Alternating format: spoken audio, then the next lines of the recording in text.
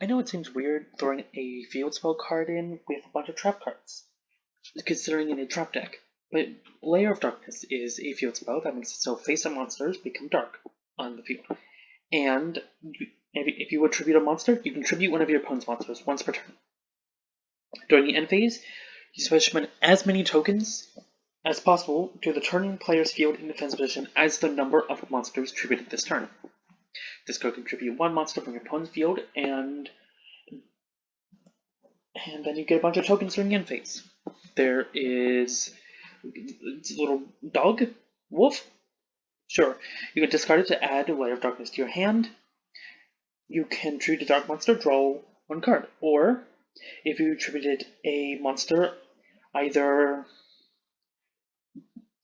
other than this card, by this effect, you can add one dark monster of 2,000 or more defense from your deck to your hand instead. Right now, it seems like pretty weird. It's all about tributing monsters, but we can tribute our opponent's monsters.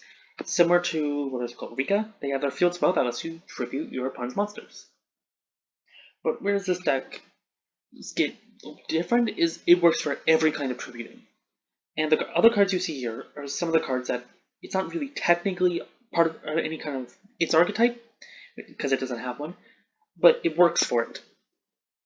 The Lady of Lament cards are all about, they're all Dark Fiends, if that sounds familiar, because our little Wolfie is a Dark Fiend. Lilith, after being normal summoned, its original type becomes 1000. A quick effect, you can tribute one dark monster, which by the way, every monster becomes dark, because when the field spell's on the field. Reveal 3 normal traps from your deck. Your opponent chooses one of them and sends it to your field. The other gets shuffled back in the deck. You can just choose 3 of the same monster. That's trap card. Real quick idea, if you want to, you can throw. So I've played this deck before. I had a problem once where my opponent had a face down card, and it would have let them destroy my spell and traps. I don't remember why I knew this. I think they might have used a card. I don't remember why I used it. It was probably they searched it somehow, but they would be able to destroy my spell and trap card. My opponent has one monster in the field. I know for sure if I have this and this in my field, I can tribute off my opponent's one monster and get myself a trap card. So what I decided to do is I normal summon this and then activate this. Then my opponent decided to activate their trap card to destroy my spell card. Well, because technically it's still in the field, I can tribute my opponent's one monster and get one of my traps face down. Amazing, right?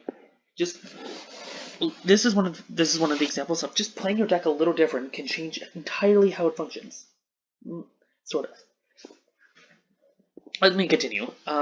Our next monster, you can target 3-6 normal traps that are banished or in your favor, place them on the bottom of your deck, then you draw one card for every 3. It's extravagance, but by recycling. It also, if a monster is tributed, or if a normal trap is sent to the graveyard by your opponent's card effect, you can target one normal trap in your graveyard and set it. Amazing. Our next one, when this card is normal summoned, you can target one Lady of Lament monster in your graveyard, special summon it. Pretty good. You get back with some of our other monsters. You can banish one trap card from your graveyard, special summon this card from your hand. Weird because of its first effect. If this card is distributed, or if this card in its owner's possession is destroyed by... Stupid. There's a fly buzzing around me. If it's destroyed by your opponent's thing, you can add a fiend with combined attack of 2,000, which is over Lady of Laments. Like our last one, 1,000, 1,000. Also, this one is like this one is 1,500, 500, 2,000. This one technically reduces its original attack, but in the deck it's a 2,000. Quick effect: you contribute 2 monsters, then target one of your normal traps that is banished from your graveyard. Set that target, but place it on the bottom of the deck when this card leaves the field. Again, right now we just got traps and renewal. We got viruses. I'm going to go over that one later. we got like Crush Card Virus we could use. We can tribute a Dark Monster, which all the monsters are dark, remember, with 1000 less attack. Your opponent takes no damage until the end of the turn, blah blah blah blah blah blah. I don't need to keep reading.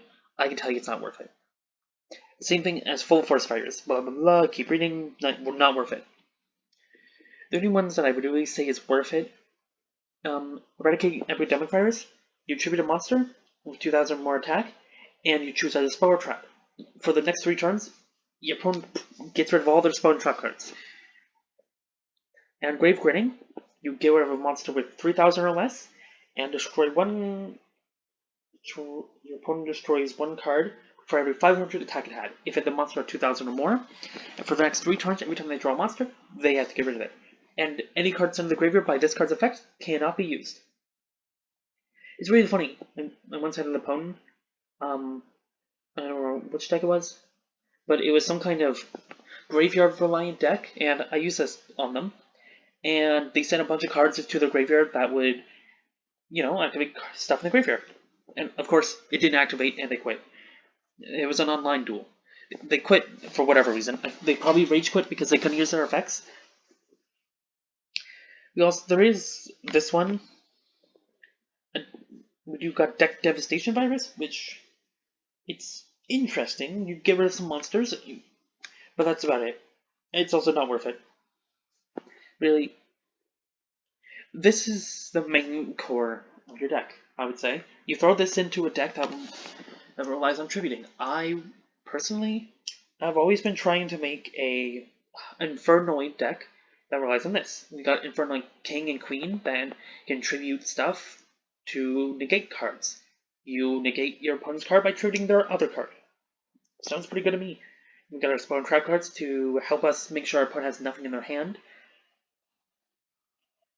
And that's about it for the deck. I know, again, it sounds weird, but I would consider it a trap deck for its basic play style. And it definitely seems like these are meant to be played with it.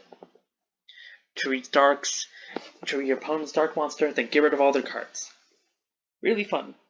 I would definitely recommend trying to play around with it for a little bit. It's quite an interesting deck to play with. But what else is interesting to play with is that subscribe button. Also, don't take any of that that looks a little bit out of context. That subscribe button, click it. Come on, you have 4-piece Exodia in your hand. Top deck. Come on, get the top deck. Ooh, that was Dark Magician, not Exodia piece. Yeah, good luck next time.